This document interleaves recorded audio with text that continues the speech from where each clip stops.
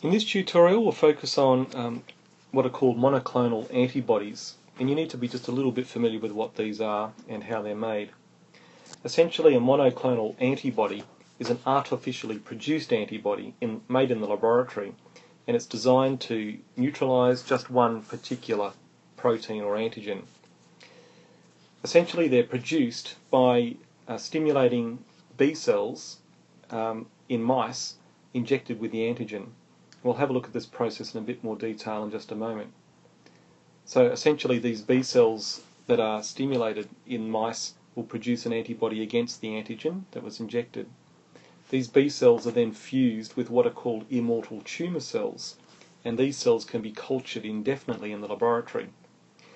Their monoclonal antibodies are very, very useful because, first of all, every antibody is exactly the same. They're totally uniform. They're clones.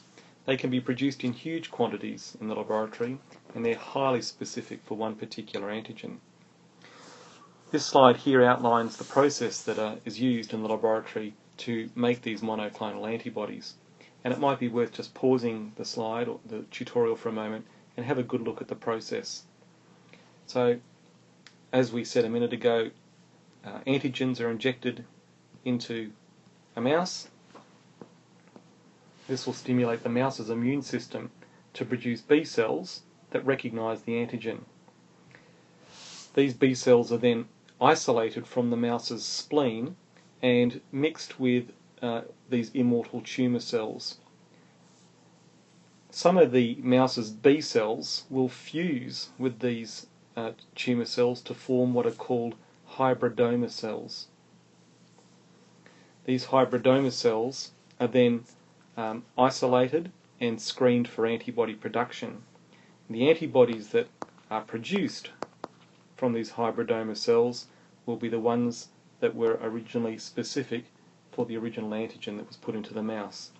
So in this process, enormous numbers of these monoclonal antibodies can be produced in the laboratory and then used for a variety of purposes.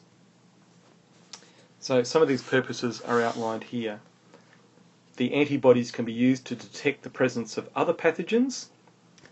They can be used to measure proteins or various toxins or drug levels in blood serum.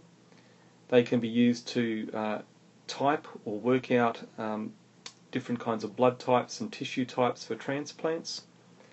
They can be used to detect various antibiotic residues or levels in milk, and they can also be used to detect pregnancy.